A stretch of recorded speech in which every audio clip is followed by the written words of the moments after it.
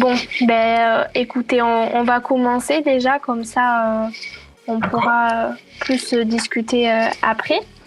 Donc, je vais commencer par la présentation de Monsieur Gérard Moncomble. Donc, on sait qu'il est fils d'Astit. Il s'est plongé dès l'enfance dans un tourbillon de lecture et d'écriture.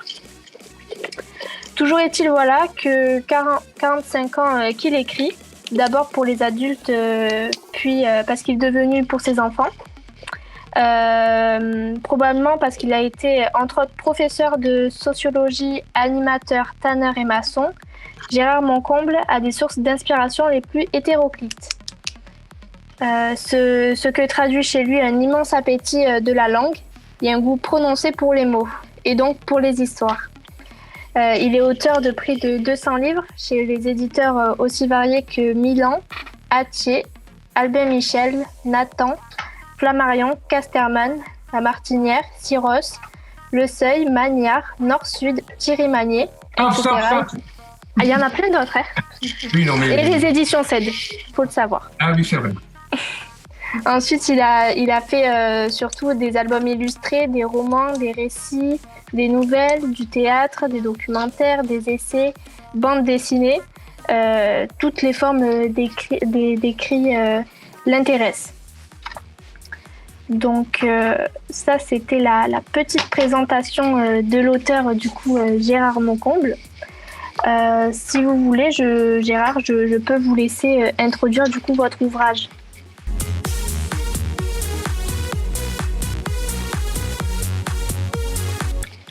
Et je vous remercie, Camille. Alors, tout le monde m'entend et me voit, donc. Ah, grand silence. Oui, on vous entend et on vous voit. Ah, d'accord. On vous entend aussi et on vous voit à Béville-le-Comte. Très bien. Bon, parfait.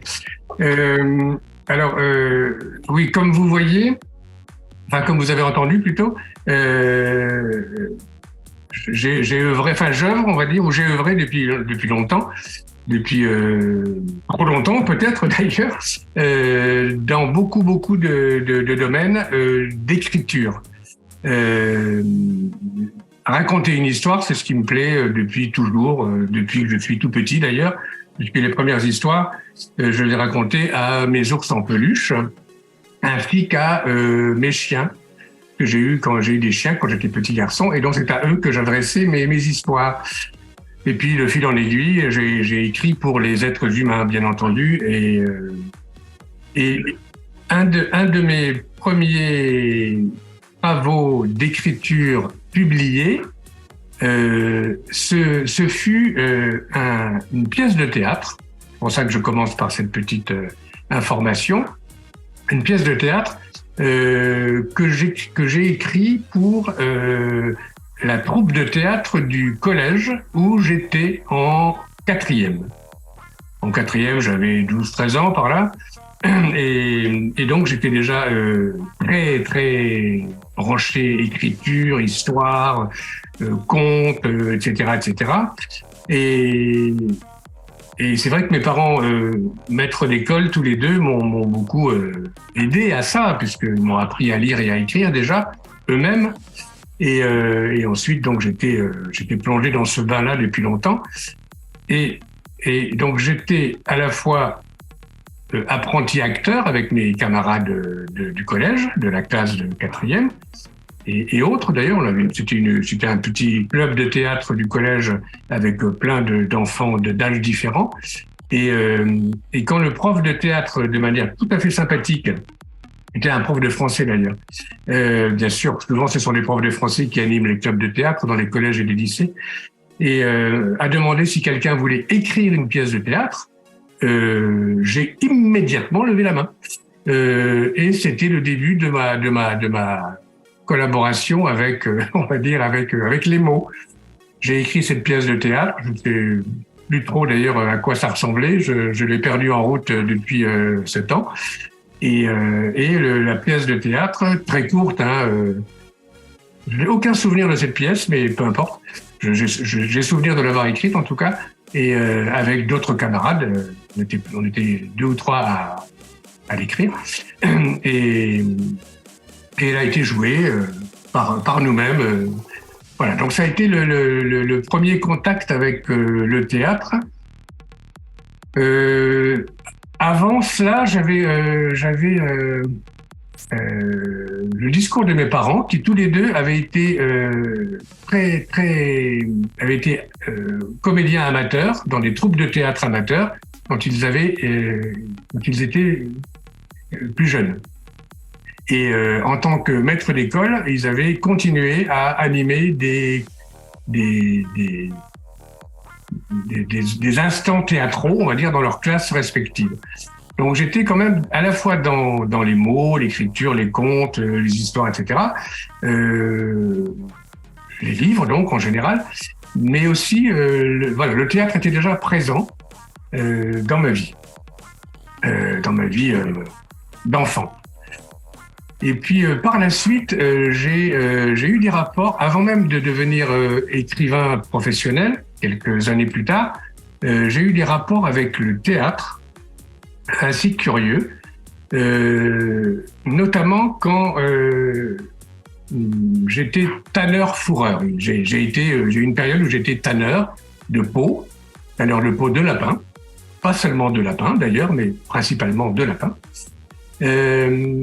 Tanneur-fourreur, c'est-à-dire qu'avec les peaux, je fabriquais des vêtements ou des objets. Et il se trouve que j'avais un ami très proche qui était comédien de théâtre, un ami parisien. Moi, j'habitais déjà dans le sud-ouest à l'époque, mais cet ami était comédien, et toujours comédien d'ailleurs, à Paris. Et il m'a commandé, pour sa troupe de théâtre, des vêtements, des costumes. Et costumes assez drôles, puisque c'était une pièce que j'ai vue à Paris. D'ailleurs, ils m'ont invité pour la première, sur Tarzan. Ça s'appelait Tarzan la banane. Et donc, j'ai dû faire une dizaine de slips de Tarzan en peau de lapin, voyez-vous. Donc, le slip de Tarzan en peau de lapin avec une bandoulière en peau de lapin.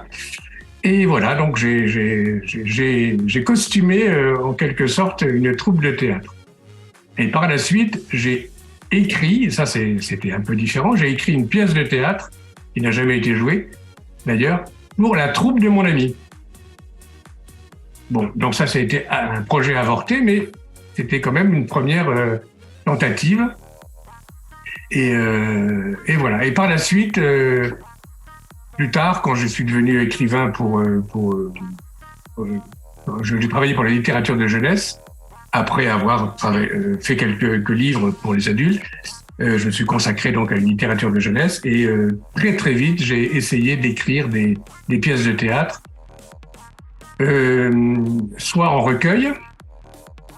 Ça fait une trentaine d'années que je publie des pièces de théâtre en recueil, dont à la CED, donc l'édition qui vous accueille aujourd'hui. Et j'ai également écrit des pièces de théâtre pour des troupes, soit d'enfants, mais également des troupes d'adultes de ma région, qui vont commander en quelque sorte des textes. Voilà, donc ce lien avec le théâtre, voyez-vous, il est très ancien, enfantin, souvenir d'enfance donc, et puis il me poursuit jusqu'à mes vieux jours, puisque maintenant je suis beaucoup plus vieux que l'enfant que j'étais. Mais je suis toujours naturellement l'enfant que j'étais à l'intérieur, ça ne se voit pas, mais je vous le jure, je suis toujours un enfant derrière la barbe blanche et le manque de cheveux. Voilà. Je peux m'arrêter là pour laisser parler qui veut parler, bien entendu.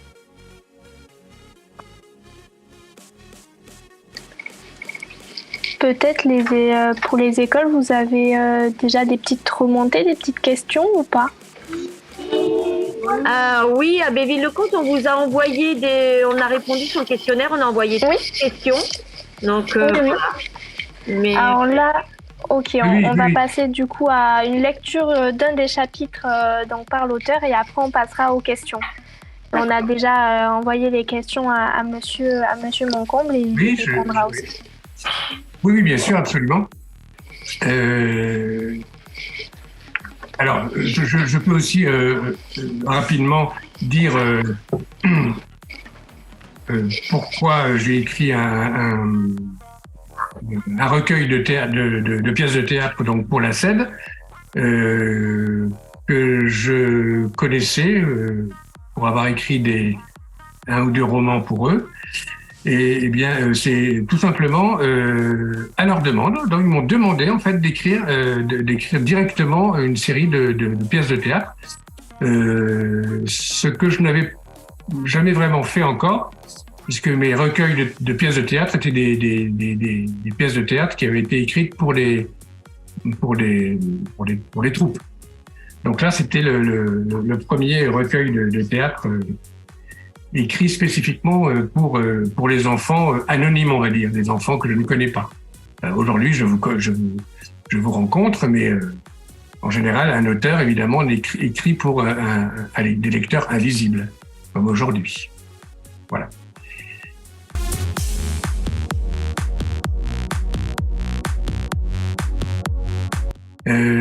Alors, donc, on m'a demandé donc, Camille m'a demandé, et Julie m'ont demandé de lire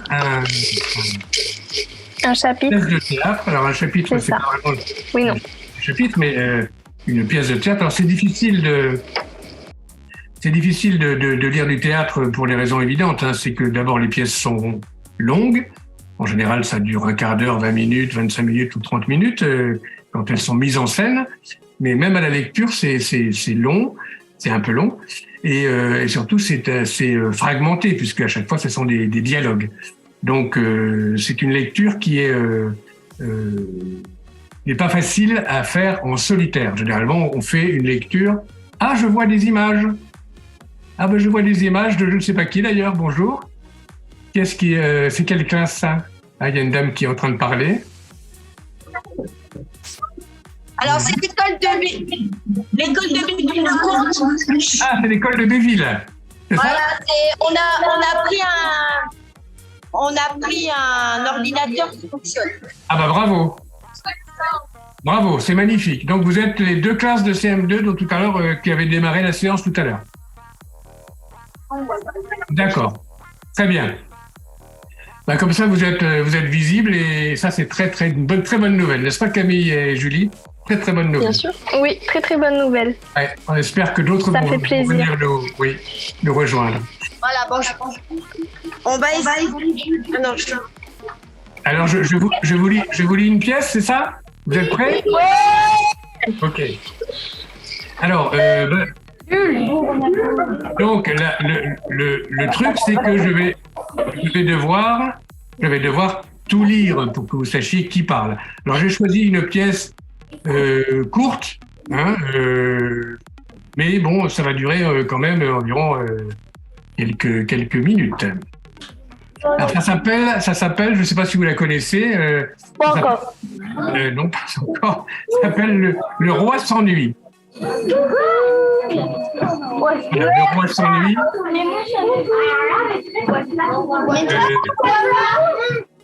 Alors, les enfants, ce n'est plus le moment des coucous, c'est le moment d'écouter l'histoire. Enfin, la pièce de théâtre. D'accord? On fera coucou après, si vous voulez. Donc, le roi s'ennuie. Alors, les personnages, le roi, Altarius, grand chambellan, 2 gardes royaux, Cagas, directeur de la troupe de baladins. Les baladins, c'est les jongleurs, les joueurs. Mastar, un colosse. Jolidois, le jongleur. Arcan, le magicien. Des danseuses. Et Fablio, un conteur. Voyez-vous, beaucoup de personnages. Et je vais donc à chaque fois dire qui parle. Naturellement, vous aurez peut-être oublié qui est le personnage, mais tant pis, c'est comme ça. C'est un peu plus compliqué à lire et à comprendre. Nous sommes dans la salle du trône. Et voilà la première didascalie. Une didascalie, c'est un petit texte qui explique ce qui se passe dans la scène. Le roi est mollement vautré sur ses coussins devant le trône. 2 gardes l'entourent munis de hallebardes, c'est-à-dire de lances. Tout au long de la scène, le roi s'empiffre de friandises, de chocolat, etc., etc. C'est donc un roi fainéant et gourmand, comme vous l'avez compris. Le roi, mollement, puis de plus en plus fort. Altarius, Altarius, Altarius, Altarius, oui, votre majesté. Le roi d'un ton las. Je m'ennuie. Altarius, je sais, sire. Le roi, fais quelque chose. Altarius, justement, votre Altesse, il vient d'arriver au palais une troupe de baladins qui ne demande qu'à vous divertir. Le roi, soupirant, ils me divertissent donc, et vite, car je m'ennuie encore plus que je ne le dis. Altarius frappe dans ses mains. La troupe!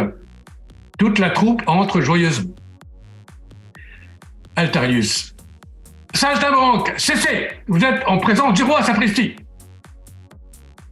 Cagas, qui est donc le maître de la troupe, ignorant Altarius et s'inclinant devant le roi. Salut, ô grand vizir, je suis Cagas, chef des baladins. On me dit que vous vous ennuyez à mourir. Le roi. Je m'ennuie pis qu'un crapaud crevé au fond d'un puits. Rascasse. Cagas, grand mongol. Eh bien, nous allons vous désennuyer à toute allure. Le roi. Je te le souhaite, Cagas, car dans les douves, mes murènes ont faim. Les murènes sont les poissons carnivores. Cagas, empressé, désignant un de ses comparses, un de ses complices. Joli doigt. Au roi. Il a les mains plus agiles et légères qu'un vol de libellule. À Joli doigt. À toi, jongleur. Joli doigt jongle. Le roi soupire, lève les yeux au ciel. Le roi. C'est mou, ça. Tu Dieu que c'est mou. Joli doigt fâché. Moi, je jongle mou. Le roi. Plus mou qu'une bouse de vache. Joli doigt furieux. Mais cette limace me traite de... Les 2 gardes font reculer Joli doigt, toujours aussi furieux. Altarius, un peu gêné. La suite, Cagas. Cagas d'un ton pompeux. Arcan, fils de la nuit. Il transforme la pierre en or, les gens en fumée. Magicien, enchante-nous. S'avance Arcan. Arcan. Enchanté, sire. Altarius, foin de plaisanterie. Tes tours, vite. Arcan fait sortir un lapin de son chapeau. Le roi. Magicien, tes tours sont comme des bulles de savon. Rien dedans et vide autour. Arcan furieux. Mais je vais le changer en... Intervention des 2 gardes qui repoussent Arcan. Altarius d'un ton impatient. La suite, Cagas, la suite. Cagas. Ah, grand mufti, elles sont la grâce, l'élégance, elles dansent avec l'aisance des fleurs des champs, caressées par le vent, elles. Qu'elles dansent donc, tracasse, dit le roi, qu'elles chassent enfin ma torpeur. Le roi. Musique langoureuse de style oriental, les 3 danseuses ondulent sous l'œil morne du roi. Le roi. Tes fleurs de champ sont plutôt fanées, Bécasse. Elles gigotent comme des sacs à patates. 3 hippopotames en tutu. Louison, une danseuse. Ce nabot nous traite de fanés. Pierrette, une autre danseuse. De patates. Marceline, d'hippopotame. Elle tente de se précipiter sur le roi, mais les gardes le repoussent. Le roi à Cagas. Mon pauvre Jacasse, tu files un mauvais coton. Mes chères murènes vont se remplir la panse d'ici peu. Cagas. Votre sainteté n'a encore rien vu. Altarius, le chambellan d'un ton impérieux. La suite, vite. Cagas d'un ton déclamatoire. Il a les bras comme 2 arbres, il combat les titans, les cyclopes. D'un coup de dent, il brise un boulet de canon. Voici Mastar le géant. Le colosse fait quelques tours de force. Le roi soupire. Fadas, tu m'agaces. Crois-tu qu'il m'intéresse de voir un bœuf stupide souffler comme un gouré en tordant une barre de fer? Mastar, avançant, barre de fer à la main. Qui est un bœuf stupide Qui souffle comme un goré? Les gardes s'interposent, hallebarde en avant. Le roi à Altarius. Mon ami, je crains que les murènes ne goûtent aussi à ta chair, tantôt. Le spectacle que tu me donnes à voir est d'un ennui mortel. Altarius et Cagas ensemble d'un ton précipité. Vous n'avez encore rien vu, sire. Le roi impatient. Poursuivons, poursuivons. Cagas, une voix chantante. Il a charmé les empereurs d'Orient, les dieux même sont friands de ses contes. Il ensorcelle de sa langue les oreilles les plus sourdes. Altarius d'un ton pressant. Au fait, Cagas, au fait. Cagas. Voici Fablio, le rhapsode, le fou d'histoire. S'avance Fablio, le conteur. Il s'assied en face du roi, il bâille. Fablio. Il était une fois... Le roi au public. S'il croit me désennuyer avec ses « il était une fois », Fablio. Il était une fois un immense roi. Un roi dont chacun disait « c'est le meilleur roi qui soit sur cette terre ». Le roi au public, d'un ton béat. Mais ce drôle parle de moi. Fablio. Ce roi connaissait tous les arts, ce roi connaissait tous les hommes. Il était comme le soleil au centre de l'univers, il rayonnait. Le roi, les yeux dans le vague, ravi. Mais c'est vrai que je rayonne. Cagas. Vous voyez, splendeur des Carpates, que sa langue est magique.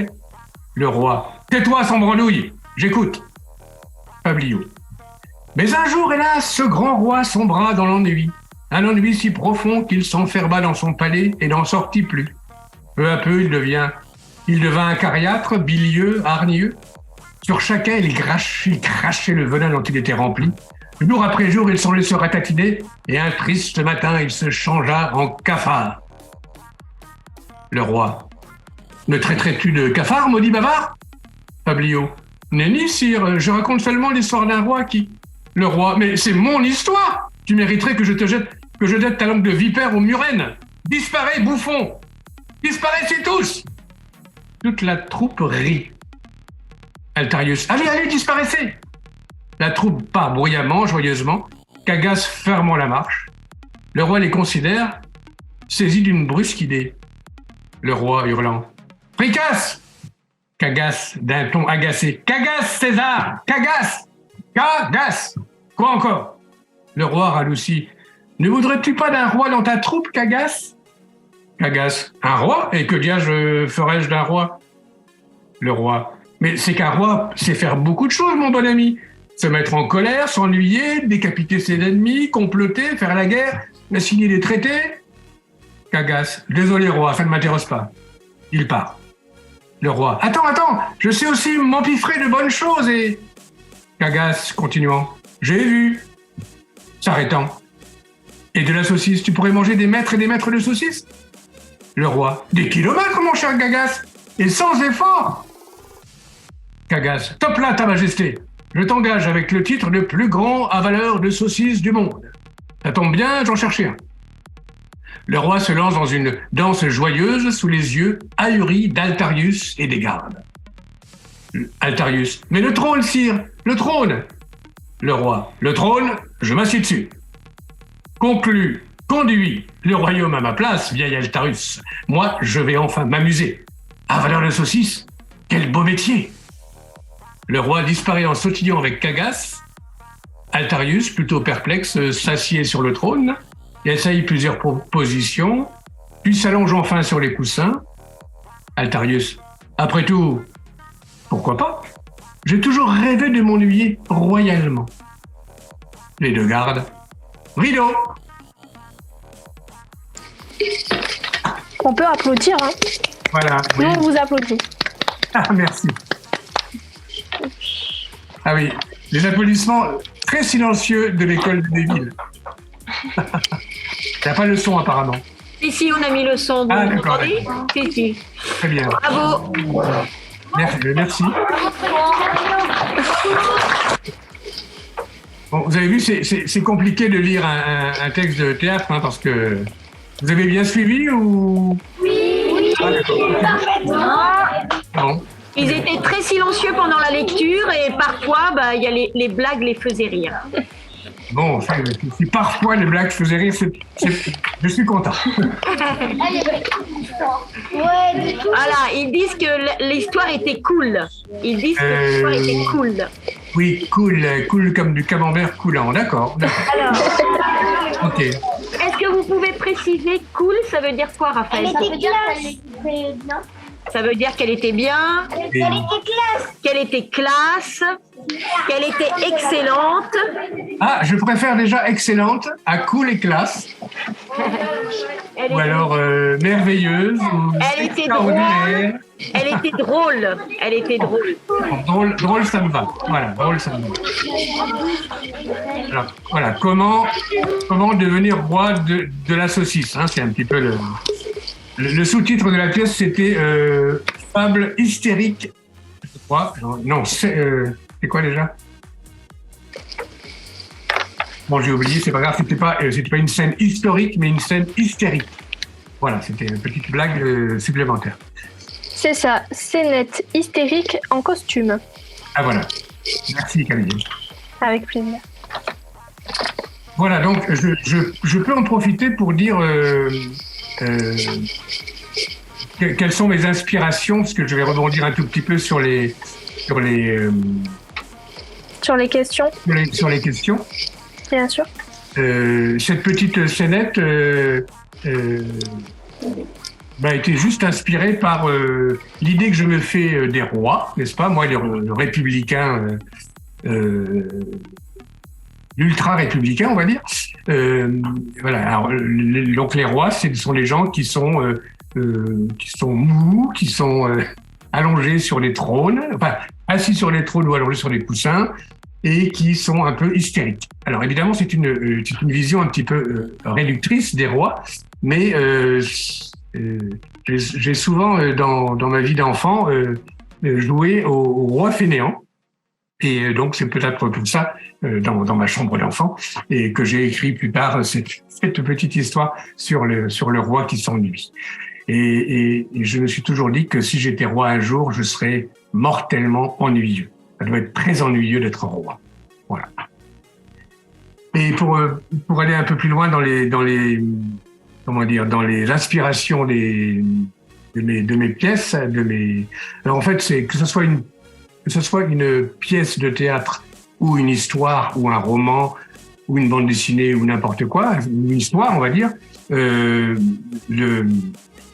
l'inspiration est toujours issue de ma vie, de mes pensées, de mes sentiments, de mes clichés aussi. Parfois, j'ai des clichés tout faits, comme sur le roi, par exemple, sur les rois. Je ne suis pas un royaliste ni un monarchiste, donc j'ai des clichés, des stéréotypes un peu.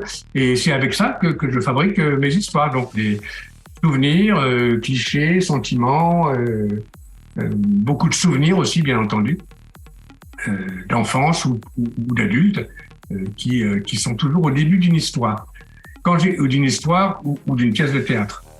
Et concernant tous mes écrits, y compris les pièces de théâtre, et peut-être même surtout les pièces de théâtre, je me laisse toujours guider par l'improvisation, c'est-à-dire par ce qui suit, par ce qui coule, comme vous dites.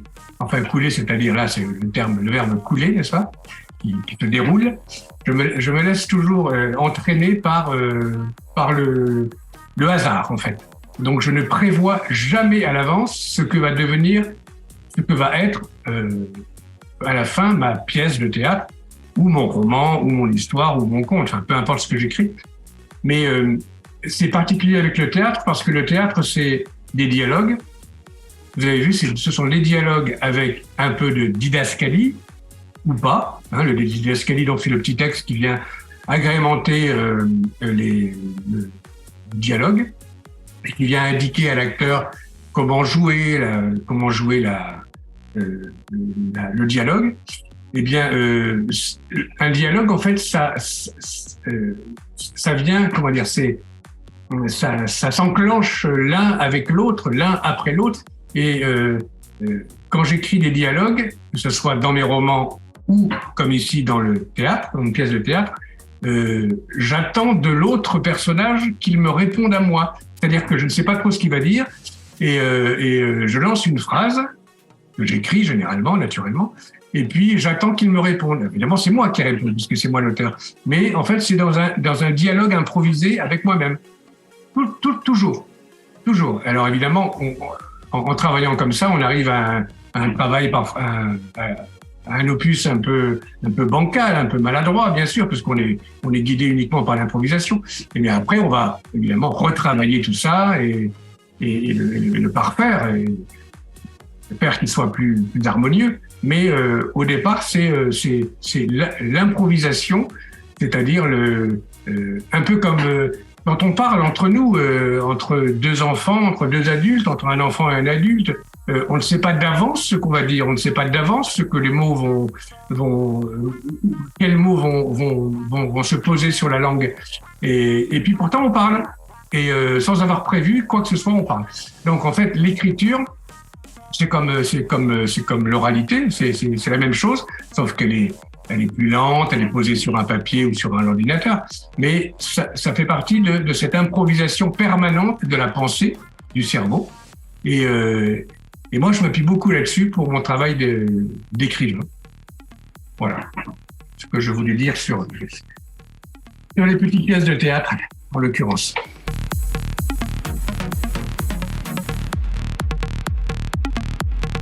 Maintenant, je vous passe la parole, par exemple. C'est pas mal, Camille, qu'en pensez-vous, et Julie? Oui, très bien.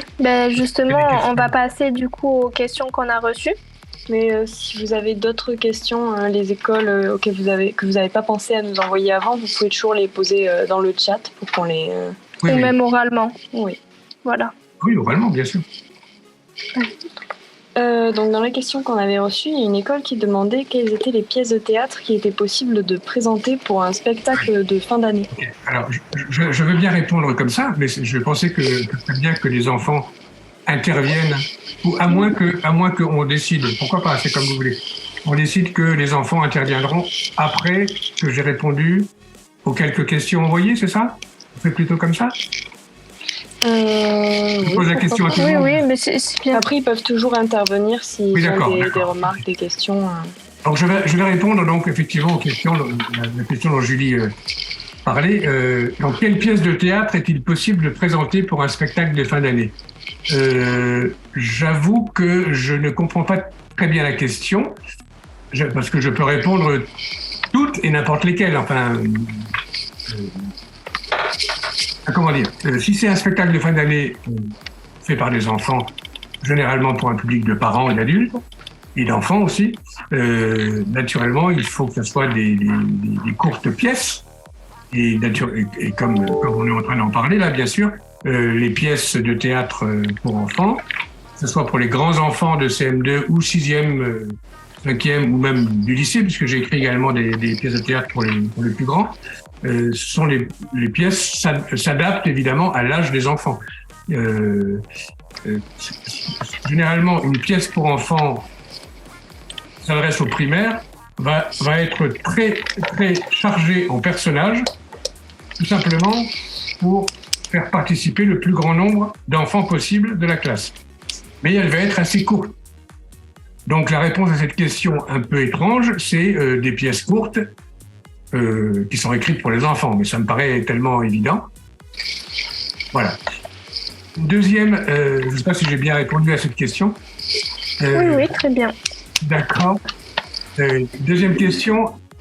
Alors là, plus incompréhensible encore pour moi, mais peu importe. Quelles scènes sont utilisées pour une représentation devant un public? Là, je ne sais pas trop ce que ça veut dire. Quelles scènes sont utilisées pour une représentation devant un public? Alors, soit on joue la pièce en entier et toutes les scènes sont utilisées, soit on choisit une scène, et ça n'a aucun sens parce qu'il faut que... Enfin, en général, on a 3 scènes minimum.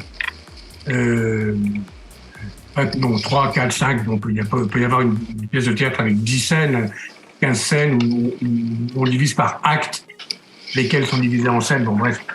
Donc je ne comprends pas très bien cette question.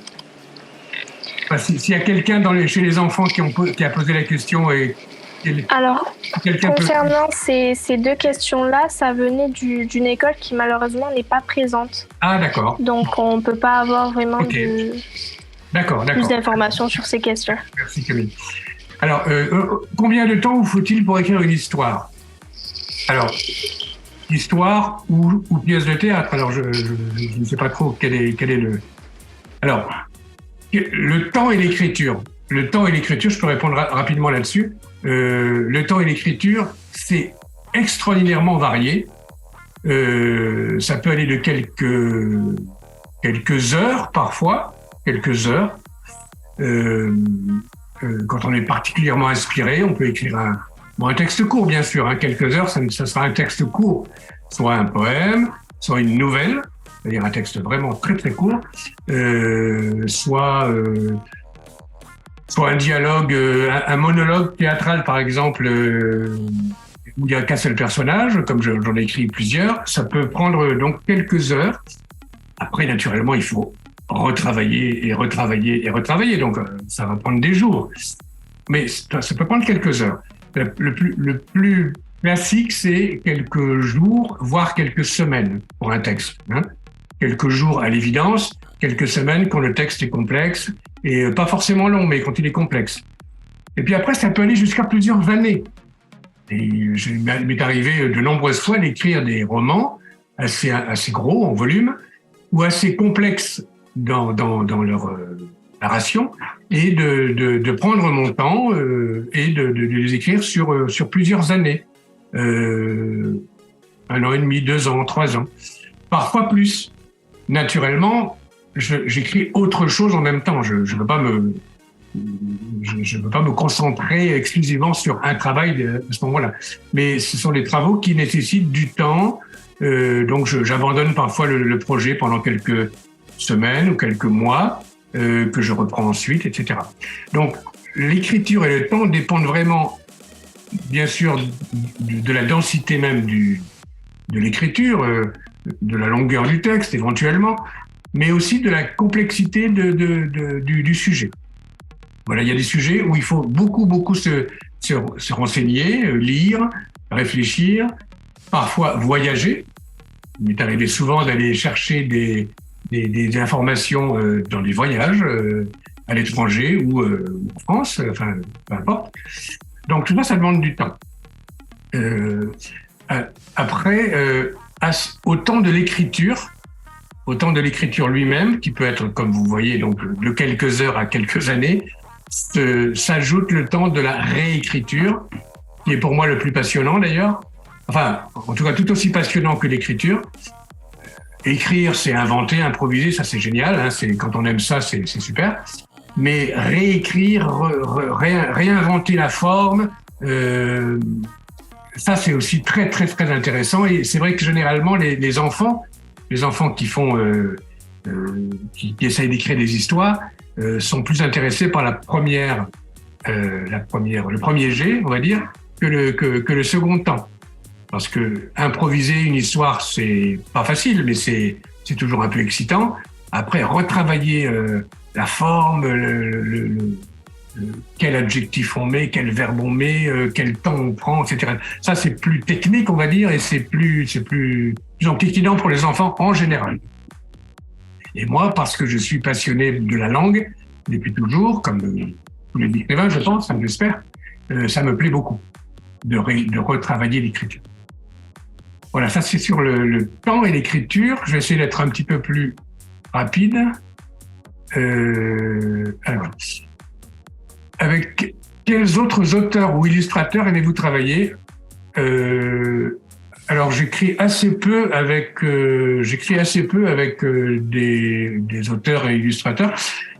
Non, pardon. J'écris peu avec d'autres auteurs. Voilà, j'écris le plus souvent possible seul parce que c'est ce que je préfère. C'est ce qui me vient naturellement à l'esprit d'écrire seul. Mais il est arrivé une dizaine de fois que j'ai travaillé avec d'autres écrivains, des amis, souvent des amis, dans des gens très proches et on a fait on s'est lancé des défis d'écriture et qui se sont parfois terminés en livres édités. Là, actuellement, je suis en train de faire un truc assez drôle et qui m'intéresse beaucoup, qui m'émeut aussi beaucoup. Émeut du verbe émouvoir, voilà. Donc je suis ému par ça. Voilà, j'ai rencontré il y a quelques années maintenant, un auteur, un jeune auteur, qui est venu vers moi et qui m'a dit Gérard, mon comble, j'ai lu un livre que vous avez écrit quand j'étais petit garçon, quand j'avais 10 ans. Et j'avais adoré ce livre, etc., etc. Alors, j'étais très touché par ce qu'il me disait, donc on a bavardé. Il m'a dit tout le bien qu'il pensait du livre de l'époque, et qui était en 2 tomes. Et il m'a dit Gérard, pourquoi vous n'avez jamais écrit le 3e tome? Moi, j'aurais voulu lire le 3e tome. Alors, je lui expliquais que c'était comme ça, que j'avais décidé que l'histoire se terminait au bout du 3e tome, du 2e tome, et qu'il n'y aurait pas de 3e tome. Mais il a insisté, on s'est séparés. Pas du tout fâché, bien sûr, évidemment, mais je lui dis non, tu n'écrirais pas le 3e tome, mon cher Fabien, il n'en est pas question. Et puis ensuite, quelques jours après, j'ai eu cette idée de lui envoyer un petit mot en disant « Et pourquoi tu ne l'écrirais pas, toi, ce 3e tome, parce que tu y tiens tant, et parce que tu es devenu écrivain ?» Alors, il était très surpris par cette proposition. Il a mis quelques mois à réagir, parce que ça l'avait un peu perturbé, on va dire. Et par la suite, il a accepté. Et on a décidé d'écrire le 3e tome, tous les deux. Donc, en fait, là, on termine à l'instant, là, on termine ces jours-ci. C'est pour ça que j'y pense, parce que c'est actuel. On termine ces jours-ci le 3e tome d'une aventure que j'ai écrite en 1987. C'est-à-dire, personne, chez tous les gens qui m'écoutent, était né, n'est-ce pas? Enfin, tout au moins les enfants.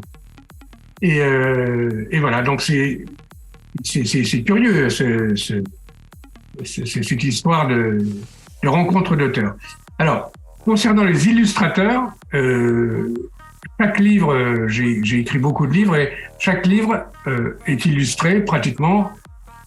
Même les romans sont parfois illustrés, pas toujours, ça dépend pour quel âge. Mais évidemment, les contes pour enfants sont toujours illustrés. Et donc là, je me régale, moi qui fus illustrateur autrefois, mais un médiocre illustrateur, mais j'ai arrêté d'illustrer d'ailleurs pour ces raisons. C'était très, très mauvais. Mais j'ai toujours adoré l'illustration et je suis ravi de travailler à chaque fois avec des illustrateurs de talent que j'aime, qui deviennent souvent des amis d'ailleurs, et avec qui je peux travailler sur une série ou sur plusieurs livres. Il y en a un qui me vient à l'esprit immédiatement, c'est Frédéric Pillot, avec lequel j'ai fait une trentaine de livres depuis 20 ans. Et donc c'est quelqu'un avec qui j'adore travailler. Donc c'est un grand plaisir pour nous, auteurs jeunesse, de pouvoir travailler avec des compagnons ou des compagnes d'écriture, enfin ce que sont les illustrateurs ou les illustratrices. Voilà. Là, quelle est l'histoire qui vous a le plus plu? Quelle est l'histoire qui m'a le plus plu? Alors le plus plu, non, je n'ai pas de réponse en fait, parce que chacune de mes histoires, je l'ai aimée, mais enfin j'ai voulu l'écrire, j'ai voulu la mettre en scène, donc non, je n'ai pas de réponse à cette question. Préférez-vous écrire sur papier, ordinateur? Alors j'ai toujours écrit sur ordinateur. Même depuis ma plus tendre enfance, même quand les ordinateurs n'existaient pas, j'écrivais déjà sur ordinateur, puisque j'écrivais sur une machine à écrire avec un ruban et avec des vieilles machines à écrire qui font du bruit, toc toc toc toc toc toc toc. Toc toc toc toc toc toc toc. Ça, c'était les machines à écrire d'autrefois. Et j'écris toujours sur ces machines à écrire de temps en temps des petites histoires, mais ça fait une trentaine d'années que j'écris sur ordinateur.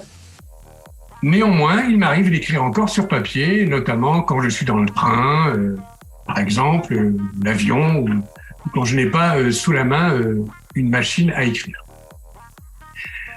À quel moment de la journée préférez-vous écrire, créer? Alors là, à tout moment de la journée.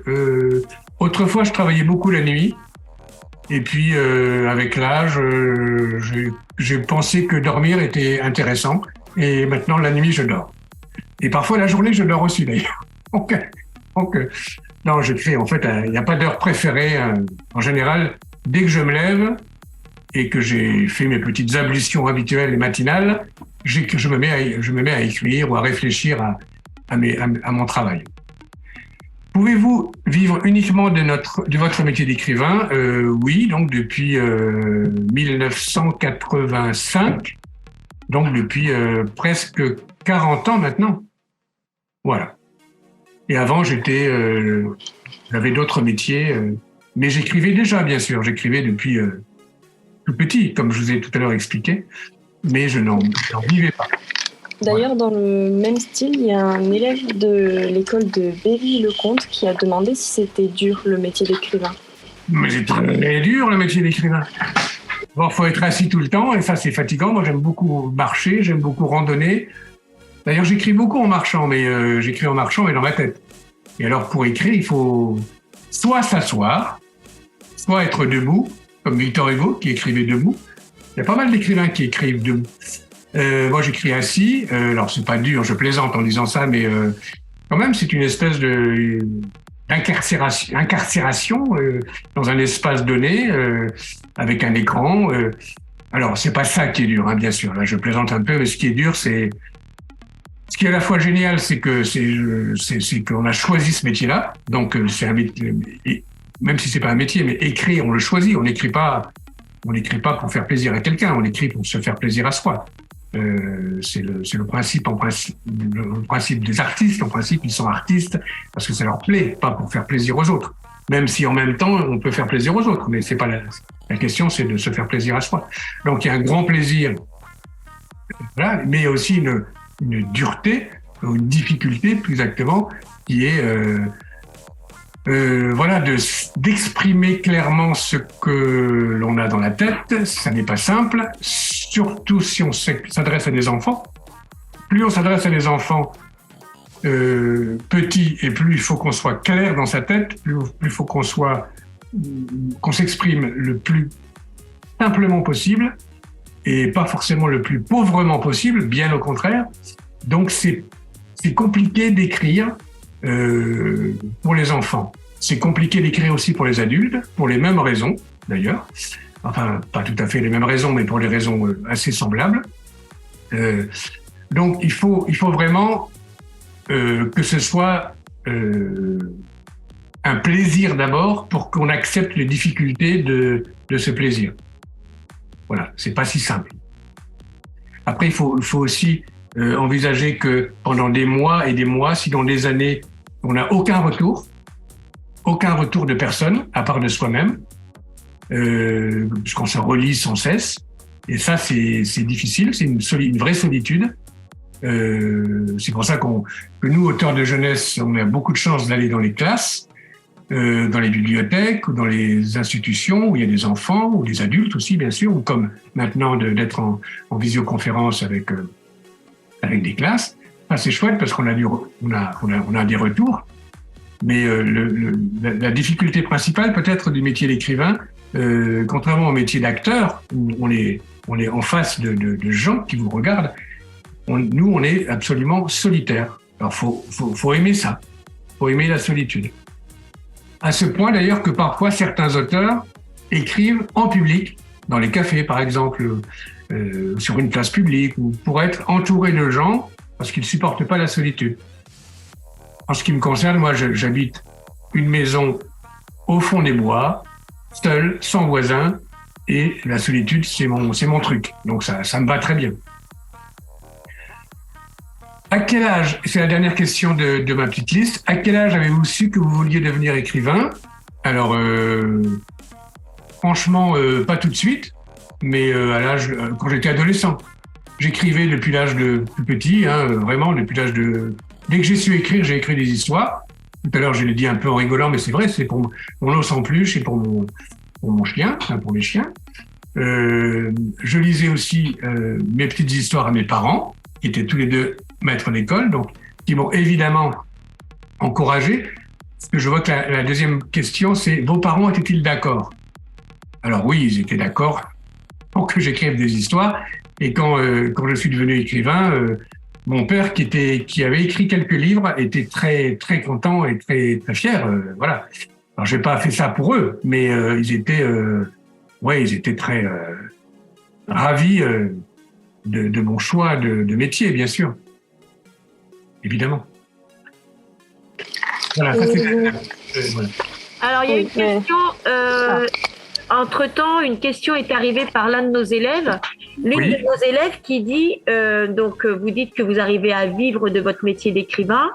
Et justement, il voulait savoir si tout l'argent, le prix d'un livre que l'on achète en librairie, est-ce que tout l'argent vous revient ou il y en a une grosse partie qui ne vous revient pas et voilà. Écoutez, ça serait magnifique si tout l'argent me revenait. Mais alors, c'est possible si je vais tout faire moi-même, c'est-à-dire écrire. Bon, ça, je fais ça moi-même à 100%. Si je me fais éditer moi-même, si c'est moi qui paye l'édition, d'accord? Ça s'appelle l'édition à compte d'auteur. Ça s'appelle comme ça. Et il y a beaucoup d'auteurs qui ne sont pas publiés par des éditeurs et qui voudraient bien peut-être d'ailleurs, mais qui n'ont pas été acceptés, dont le manuscrit n'a pas été accepté, ou qui ont décidé de s'éditer eux-mêmes, sans s'occuper des éditeurs. Et à ce moment-là, puisque c'est géré à 100% par l'auteur, du coup, naturellement, il faut qu'il paye faut qu'il paye le relieur, il faut qu'il paye le photograveur, il faut qu'il paye quelqu'un pour distribuer les livres. Ça se fait pas tout seul. Alors là, oui, si le bouquin est vendu en librairie, il aura pas tout à fait 100%, puisque il faudra que le libraire prenne un petit quelque chose, c'est normal, puisqu'il aura accompagné le livre. Ou alors, l'auteur va aller sur les marchés, et j'en connais, ils vont vendre eux-mêmes le livre sur les marchés. Alors là, ils ont 100% de leur investissement. Mais c'est évidemment très compliqué parce que ça coûte cher de faire un livre. Si on en fait 100, par exemple, ce qui n'est pas beaucoup, on va peut-être pouvoir les vendre, mais ça va coûter très cher de faire 100 livres. Alors, pour que ça coûte moins cher par livre, on va en faire 1000. Mais 1000 livres à lire, 1000 livres à vendre, ça va être impossible quand on est tout seul sur un marché. Vous voyez, c'est une situation quasiment impossible. Mais elle existe néanmoins. Ça s'appelle donc l'édition à compte d'auteur. En ce qui me concerne, je suis édité à compte d'éditeur, et c'est-à-dire que moi je vais être payé pour mon travail d'écriture, évidemment, par une somme forfaitaire, c'est-à-dire une somme qui sera définie entre l'éditeur et moi. Donc là, on discute, c'est des discussions de marchands de tapis. Moi, je veux 10 000 euros, lui, il me donne 2 000 euros. Bon, voilà, on va discuter. À la fin, on va s'entendre pour signer un contrat. Et j'aurai une somme qui n'est pas énorme, généralement, qui varie naturellement selon ce qu'on a écrit, selon l'éditeur, selon la notoriété qu'on a, c'est-à-dire entre guillemets, enfin la célébrité, si vous voulez, quoi. Si on a un auteur très connu, on va demander un peu plus cher que si on a un auteur inconnu. Enfin, il y a plein d'éléments comme ça qui viennent en compte. Donc, on a une somme forfaitaire, et cette somme forfaitaire, on la garde. On la garde, même si le bouquin ne se vend pas du tout. L'éditeur, lui, va prendre en charge tout le reste, c'est-à-dire la confection du livre, la fabrication du livre. Il va donc payer lui-même un photograveur, un relieur, un imprimeur, un distributeur de livres, parce qu'il faut les distribuer. Il faut les mettre dans des grands hangars avant d'aller les acheminer en camion jusqu'aux librairies ou malheureusement jusqu'aux grandes surfaces, et etc., etc. Donc l'éditeur, lui, va prendre sa part d'éditeur, puisqu'il a fait un gros boulot d'édition. Et puis, chaque élément dont je parlais, photograveur, relieur, distributeur, libraire, tous ces gens-là vont prendre naturellement leur part de travail. Ce qui fait que, à la fin, l'auteur que je suis va toucher au maximum. Écoutez bien, les enfants, vous allez tomber le derrière par terre, guère plus que 5% du prix du livre. Et encore 5%, c'est pas mal. Parfois, c'est 2%, voire 1%, c'est-à-dire rien. Donc, si je résume, un livre qui est vendu 10 €, moi, l'auteur, je vais avoir 40 centimes d'euros ou 50 centimes d'euros par livre, pas plus. Parce qu'il faut payer tout le monde, il faut payer ce qu'on appelle la chaîne du livre. Alors, d'où l'importance de la somme forfaitaire que nous avons au départ, qui va quand même nous inciter. C'est quand même, on a fait un travail pendant des mois et des mois, sinon des années, des semaines, enfin ça dépend du bouquin. C'est donc normal qu'on soit payé, mais on est payé par une somme forfaitaire qui s'arrête là et qu'on garde, comme je disais. Et par la suite, si le bouquin marche, alors on touchera cette petite somme de 50 centimes ou de 10 centimes, ça dépend du livre, par livre. Et il faudra vendre 10 000, 20 000, 30 000 livres pour avoir un peu d'argent, pour qu'on puisse récupérer un peu d'argent. Donc, comme vous voyez, le métier d'écrivain n'est pas un métier où l'on gagne beaucoup d'argent. On peut en gagner beaucoup, mais c'est très rare. Et en général, on ne fait pas ça pour gagner de l'argent. On fait ça parce que c'est ça. On est passionné par ça. Et on accepte de... Disons, moi, j'ai eu la chance depuis 40 ans, pratiquement, de vivre de ma plume, comme on dit, même si je n'écris plus à la plume, de vivre de mon clavier, on pourrait dire. Mais je vis de manière... on va dire moyenne. Enfin, je suis pas pauvre, mais je suis pas riche non plus, pas du tout. Mais comme j'ai écrit beaucoup de livres et que finalement certains livres ont eu du succès, je m'en sors pas trop mal. Mais il y a beaucoup d'écrivains, notamment chez les jeunes écrivains, qui ont beaucoup de difficultés à vivre, c'est-à-dire à se payer de quoi manger, se loger, rouler en voiture, en mobilette, etc., etc. Donc c'est un métier difficile aussi. Tout à l'heure, je parlais de difficultés d'écriture. C'est aussi un métier difficile, comme tous les métiers artistiques, parce qu'on peut échouer malgré le talent qu'on a ou qu'on n'a pas. On ne sait pas si on a du talent. Malgré un talent, on peut échouer à en faire son métier. Voilà, c'est pour ça que l'on pensait que vous aviez toujours un autre métier à côté, en plus. Alors, c'est souvent le cas. Je n'ai pas de statistiques, mais je pense que statistiquement, il y a plus d'auteurs qui ont un métier à côté que d'écrivains qui vivent de leur plume. Absolument, oui. Alors, nous, chez les auteurs de jeunesse, on a une chose que n'ont pas les auteurs adultes, ou très peu, c'est que on a beaucoup de... Comment dire, on nous demande beaucoup d'animer des ateliers, des rencontres, comme là aujourd'hui par exemple, ou des ateliers d'écriture. Moi, j'ai animé énormément d'ateliers d'écriture depuis 40 ans, notamment de théâtre d'ailleurs. Et donc pour cela, on s'inscrit dans un budget associatif ou de l'éducation nationale ou du conseil régional, etc. Et on est payé. On est payé pour faire non pas notre métier d'écrivain, mais pour initier des adultes ou des enfants à l'écriture. Donc, c'est comme ça que beaucoup d'écrivains jeunesse arrivent à, entre guillemets, vivre de leur plume, c'est-à-dire qu'ils ont leur bouquin qui leur rapporte pas beaucoup, mais qui, puisqu'ils existent, ces livres, prouvent bien qu'ils sont écrivains et donc leur permet d'user de leurs compétences pour initier les autres. Voilà, ça c'est un système que les écrivains adultes ont moins, beaucoup moins, même s'il y a beaucoup d'écrivains adultes maintenant d'ailleurs qui écrivent pour les enfants, pas pour ces raisons-là, mais aussi pour ces raisons-là. Donc souvent les écrivains adultes ont un métier à côté, sont journalistes, sont n'importe quel métier d'ailleurs, mais souvent les écrivains de littérature générale, c'est-à-dire adultes, ont une profession à côté parce que récolter de l'argent avec des livres est de plus en plus difficile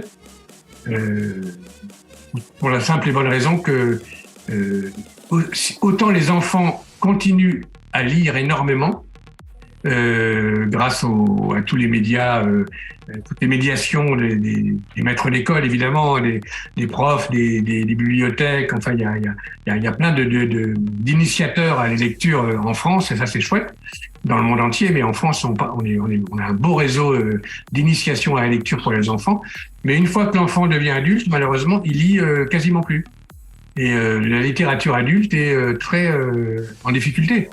Économiquement parlant, alors que nous, auteurs de jeunesse, on arrive plus facilement à en vivre, disons. Alors, on a une autre question également qui est arrivée en cours de route, c'est-à-dire, est-ce qu'il y a des livres, des histoires, des pièces de théâtre, vous avez été surpris parce que vous pensiez qu'elles allaient marcher, qu'elles allaient être appréciées, et au final, ça s'est très peu vendu, le recueil de pièces de théâtre s'est très peu vendu, et vous avez été surpris parce que vous pensiez que ça allait être un succès. Alors, concernant tous mes livres sur le théâtre, j'ai de la chance, tous les livres ont eu du succès.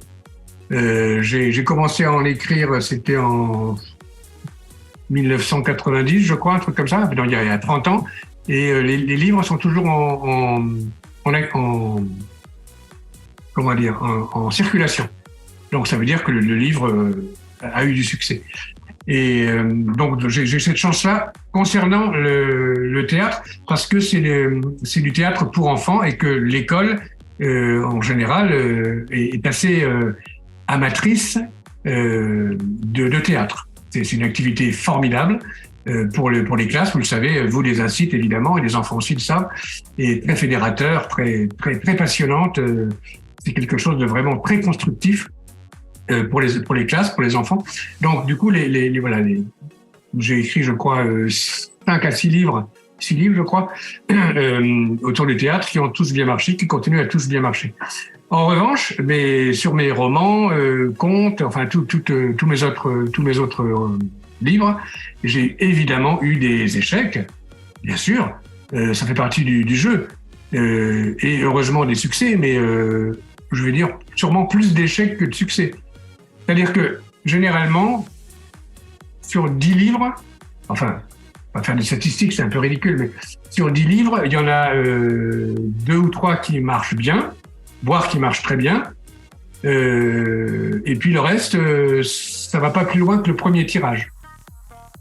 D'ailleurs, quand on est éditeur, on procède à plusieurs tirages. Il y a un premier tirage, alors ça dépend des éditeurs et des livres, mais mettons qu'il va être édité à 10 000 exemplaires ou 5 000 exemplaires. Voilà, c'est le premier tirage. Et d'ailleurs, ce premier tirage correspond généralement au forfait que l'on propose à l'auteur. Donc, généralement, ça s'arrête là. Ça démarre bien, et puis parce qu'avant les courbes, je sais pas, pour X raisons, hein, on sait jamais pourquoi ça marche ou ça ne marche pas. Et puis ça s'arrête là, et on le sait, maintenant on le sait très vite. Autrefois, on ne le savait pas trop. Et pendant des années et des années, j'ai eu des bouquins qui sont restés en circulation. Ils en vendaient pas beaucoup, mais c'était pas un problème. Maintenant, au bout d'un an, même parfois 6 mois, comme le marketing, c'est-à-dire tout l'aspect commercial est hyper important, plus important que le reste, malheureusement, on sait au bout de 6 mois, même pas 6 mois d'ailleurs, qu'un bouquin va marcher ou pas. Ça veut dire que s'il marche pas au bout de 6 mois, on va lui laisser encore 6 mois, 1 an, et au bout d'1 an, on va l'arrêter. Et ça, c'est une catastrophe, mais c'est ainsi. Donc, voilà, donc l'échec d'un livre, c'est la mort d'un livre. Ça, c'est... Autrefois, c'était pas le cas. L'échec d'un livre c'était pas vraiment la mort, c'était une espèce d'agonie lente. Le livre perdurait. Mon tout premier livre, 1985, c'était une bande dessinée qui s'appelait Lila Malice. Il avait été, je crois, c'était un très mauvais livre. J'avais fait des dessins, enfin c'était une bande dessinée, donc c'est moi qui dessinais, c'était horrible. Et en plus le scénario était mauvais. Enfin bon bref, c'était mon premier livre, c'est comme ça. Et j'en étais très content à l'époque. Eh bien, il a été vendu jusqu'au bout. Ils ont vendu je crois qu'il avait tiré à 5000 exemplaires. Ils ont peut-être mis 10 ans à le vendre, mais ça s'est jamais arrêté. Et voilà. Donc maintenant, au bout de 6 mois ou 1 an, ça s'arrête. Quel est votre livre qui a été le plus vendu? Quel est vraiment soit pièce de théâtre, soit conte, soit roman de jeunesse? Quel est votre livre, le titre qui a été le plus vendu? Alors, le plus vendu, je crois que c'est Georges Bouton, Exploit migrateur. Un livre que j'ai écrit en 1987, donc c'est il y a très longtemps, et qui n'est plus en circulation depuis 1 an. Donc ça s'est arrêté quand même, heureusement, parce que ça... Voilà, et donc il a été vendu à 300 000 exemplaires, ce qui n'est pas énorme d'ailleurs, mais ce qui est pas mal. Voilà, c'est pas mal. Disons qu'un bon tirage, ça dépend pour un bouquin de poche, un bon tirage, enfin non pas un bon tirage, une bonne publication, c'est à partir de 15 000, 20 000, c'est pas mal, c'est même bien. Après, quand ça dépasse, Harry Potter, c'est des millions d'exemplaires, voilà, ça n'a rien à voir. Mais on peut être content, déjà on peut être content si on fait un 2e tirage, voyez-vous. Là, c'est déjà pas mal. L'éditeur n'a pas décidé d'arrêter tout de suite. Voilà, et puis j'ai aussi une série, alors ça c'est une série, c'est Thérèse Miaou, c'est chez Atier, c'est une petite série sur ma propre chatte, Thérèse, parce que j'ai une petite chatte qui s'appelle Thérèse, qui vit chez moi. Et donc j'ai écrit une quinzaine de livres, assez courts, c'est pour les CP, CE1, sur Thérèse. Et donc ça, on en est à près de 400 000 exemplaires.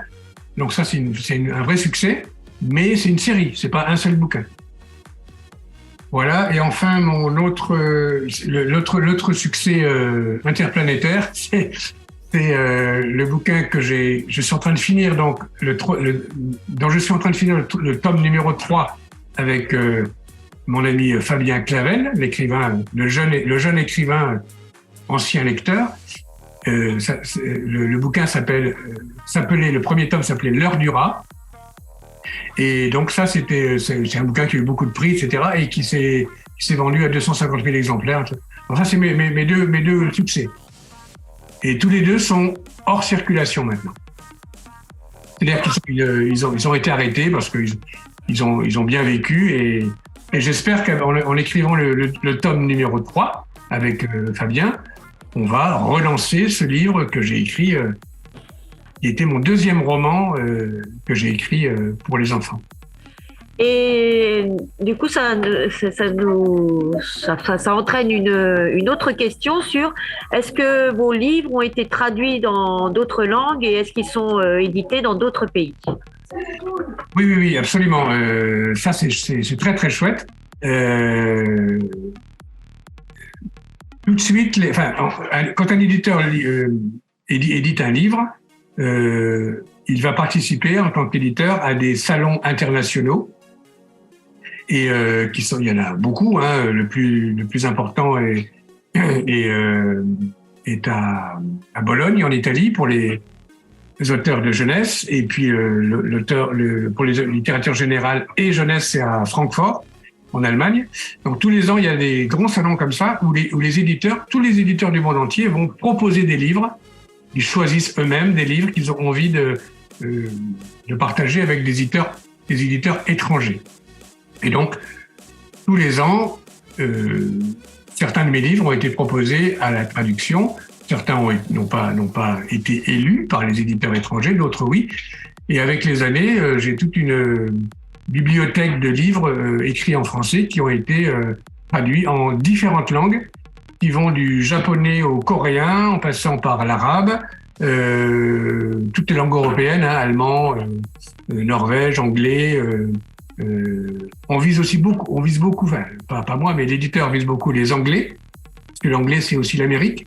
Donc du coup, j'ai quelques livres qui ont été traduits en anglais et en américain, dont le tout dernier que j'ai publié là, donc ça c'est chouette. Et c'est grâce aussi à ces traductions qui rapportent un petit peu d'argent à l'auteur et surtout à l'éditeur, on peut être invité dans les pays étrangers. Donc j'ai beaucoup voyagé et je continue à voyager beaucoup dans le monde entier grâce à ces traductions. pas seulement à cause de cette traduction, mais aussi grâce à elle. Voilà. Du coup, vous parlez combien de langues étrangères? Vous savez parler quelle langue? Je parle 13 langues étrangères. Donc je plaisante, je parle. I don't speak any stranger language. À part, je bafouille un peu d'anglais, comme vous voyez. Non, c'est pas moi qui traduis. Hein. Si vous voulez, bien sûr, c'est pas moi qui traduis. Ce sont les traducteurs spécifiques, notamment. Alors voilà comment ça se passe. L'éditeur propose dans un salon international des livres, et pour attirer l'éditeur étranger, Oui, je suis là. il va faire un petit il va traduire un petit fragment du livre. Ils n'ont pas dit au départ. Pardon, c'était un élève qui demandait combien vous aviez écrit de romans en tout, mais ça a été dit en début de séance. Oui. Et donc quand le livre il est accepté par une édition étrangère, c'est l'édition étrangère, japonaise, suédoise ou libyenne, qui va libyenne non d'ailleurs, qui va payer un traducteur pour traduire le livre.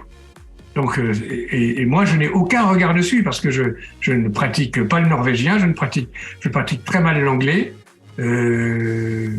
Donc en fait, je n'ai aucun moyen de voir si la traduction est bonne. Aucun moyen. Donc on fait confiance au traducteur qui est employé par l'éditeur étranger. Voilà. Deux questions. Alors la première, ça va être est-ce que le bureau qui est derrière vous, c'est votre bureau de travail? Et le bureau qui est juste derrière vous, est-ce que c'est là que vous travaillez et que vous créez vos histoires? Et ensuite, l'autre question, c'est est-ce qu'il y a des pièces de théâtre ou des romans jeunesse que vous avez écrits qui ont été adaptés en film ou en dessin animé? D'accord. Alors, le bureau que vous voyez derrière moi est mon bureau de courrier. Voilà, pas seulement de courrier et de dessin. Parce que quand j'écris un roman ou une histoire, très souvent je fais des croquis de personnages, mais surtout parce que j'étais mauvais dessinateur, mais dessinateur quand même.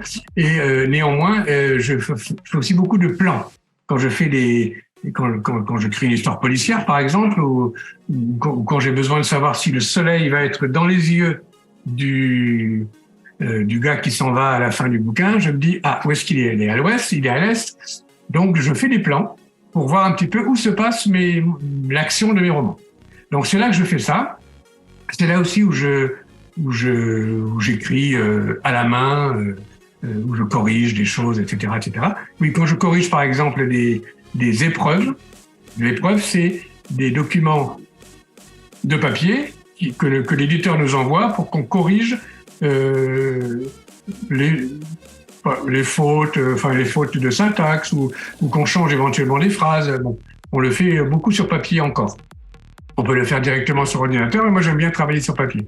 Donc c'est là que je fais tout ça. Et là où vous me voyez, je suis sur mon bureau d'écriture puisque j'écris sur ordinateur. Et donc l'ordinateur il est en face de moi. Et au-dessus, là, il y a plein de bouquins, des bibliothèques. Je peux pas vous les montrer parce qu'ils sont... Voilà, mais il y a plein de bouquins, de dictionnaires. Là, j'ai 200 dictionnaires au-dessus de moi, à côté de moi, des livres partout. Vous voyez, là, c'est des bibliothèques, je sais pas si là, vous la voyez, avec plein de livres. Donc, je suis entouré d'outils de travail. Les livres, ce sont mes outils de travail, principalement des dictionnaires ou des livres documentaires.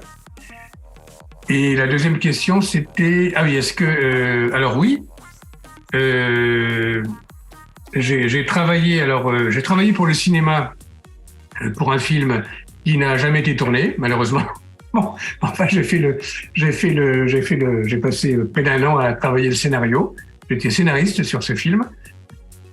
Et en fait, il a été pré-produit, c'est-à-dire qu'il a eu une pré-production. Là, on a commencé à faire des montages, etc., etc. Et puis finalement, ça s'est pas fait. Ça, c'est le cinéma. Autant un livre, c'est facile à faire. Il faut juste un éditeur et un imprimeur. C'est relativement facile à faire. Autant un film, c'est une aventure extraordinaire, énorme, qui demande énormément d'argent. Et donc, il y a beaucoup de films qui, au départ, se font et qui ne se font plus. Voilà. Sinon, alors l'heure du rat, par exemple. L'heure du rat, dont je parlais tout à l'heure, a été adapté en film par une école audiovisuelle.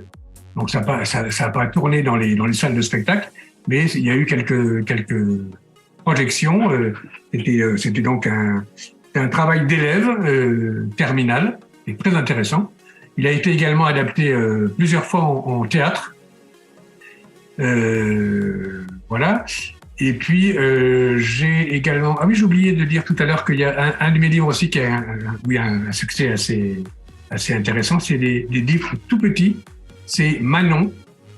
Manon, c'est un petit personnage qui est une de mes filles, qui s'appelle Manon, et qui est une de mes 4 filles, puisque j'ai 4 filles et un fils.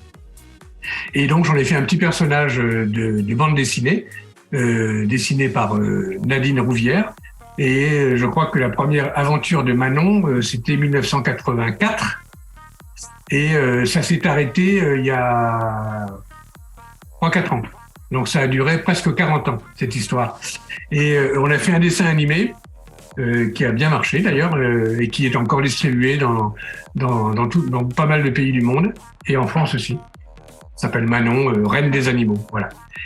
Et pour finir, là, je suis en train de travailler avec 2 producteurs, un Belge et un Français, sur Thérèse Miaou. Donc, tout à l'heure, je vous en parlais de cette série de chez Hatier.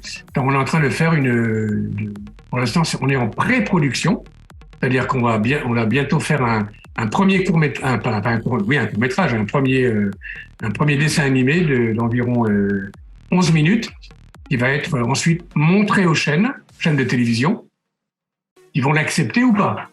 Donc pour l'instant, ça s'appelle la pré-production. On est sûr que ça va se faire, mais on n'est pas sûr non plus. Vous voyez ce que je veux dire?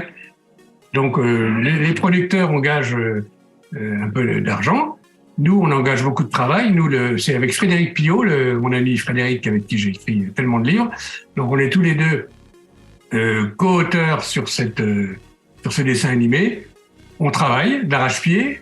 Pour l'instant, on est quasiment pas payé, mais bon, c'est pas grave, c'est le jeu.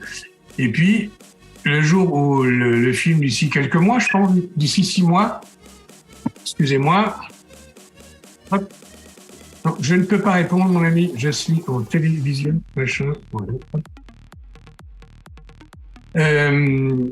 Donc, d'ici 6 mois peut-être, on aura un dessin animé à montrer aux différentes chaînes, TF1, Arte, machin, etc. Et puis là, on va croiser les doigts, donc pour croiser les doigts pour qu'elle soit acceptée. Et si c'est accepté, là, on se lancera dans la production. Quel sera le titre du dessin animé? Ça sera Thérèse Miaou. Thérèse Miaou. Ouais. Oui, je crois. Je ne sais pas trop. On n'en est pas encore là. Après, pour l'instant, on a écrit. Moi, j'ai écrit une bonne vingtaine de scénarios. On a fait énormément de travail autour de ça, mais c'est des travaux préparatoires. C'est très, très, très long. Encore une fois, mieux vaut écrire un livre que de se lancer dans dans le dessin animé ou dans le film. C'est 2 mondes totalement différents. Totalement différent. Eh bien, merci beaucoup. Une dernière question, parce qu'après, on va devoir vous laisser, parce qu'on va avoir la restauration scolaire, la cantine qui va commencer à arriver. Donc, il va falloir les passer aux toilettes et tout ça. Donc, on est désolé. Mais c'était très, très bien. Ça nous a beaucoup plu. Une dernière question qu'on voulait savoir, c'était est-ce qu'en tant qu'adolescent au collège, lorsque vous avez commencé à écrire des histoires et à vous plonger dans l'écriture de romans et d'histoires, est-ce que vous avez été moqué, harcelé? Est-ce que vous avez été mis un peu à part en disant, bon, lui, au lieu de jouer au foot et au lieu de jouer aux jeux vidéo, il écrit? Voilà, c'était une question, c'était est-ce qu'on s'est moqué de vous parce que vous étiez écrivain en tant qu'enfant, en tant qu'adolescent? Alors, déjà, mon enfance remonte à la préhistoire. Et à cette époque, il n'y avait pas de jeux vidéo quasiment. Il n'y avait pas de jeux vidéo. On n'avait pas la télévision déjà, voyez-vous. C'est un autre monde. Évidemment, nous n'avions pas les réseaux sociaux, bien entendu. Nous n'avions pas TikTok, ni Tactique, ni quoi que ce soit. Alors, dans l'école primaire où j'étais, vous parlez d'adolescence, pardon. Mais dans l'école primaire où j'étais, comme j'étais le fils de l'instit, le fils du directeur, personne m'emmerdait, vous voyez ce que je veux dire? Tout allait bien. Bon, après ça s'est un peu gâté forcément parce que j'étais au collège et j'étais sans mes parents qui me protégeaient. Alors je me suis protégé moi-même évidemment, mais c'était pas forcément simple. Mais non, le harcèlement, je me rappelle moi avoir participé à harcèlement d'un de mes petits camarades et maintenant je le regrette amèrement. Et c'était tout bête. À l'époque, on harcelait ceux qui ne nous ressemblaient pas. Et à l'époque, c'était parce que le garçon, que j'ai revu par la suite, beaucoup, quand il est devenu adulte, on s'est retrouvés, c'était très drôle. Enfin, drôle, oui. Parce qu'il était un peu potelé, il était un peu dodu, et on l'appelait gros, évidemment. Et on le harcelait sans même savoir que c'était du harcèlement. Mais à l'époque, on harcelait les gens parce qu'ils étaient trop grands, trop gros, différents. Bon, voilà.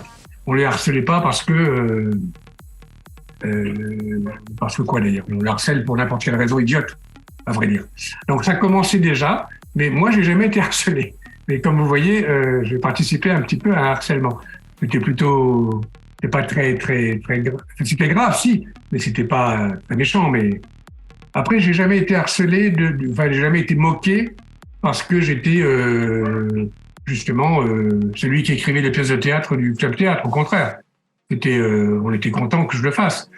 Non, franchement, j'ai jamais à l'école, en tant qu'adolescent, à l'époque, donc, j'ai jamais été mis à l'écart par quiconque.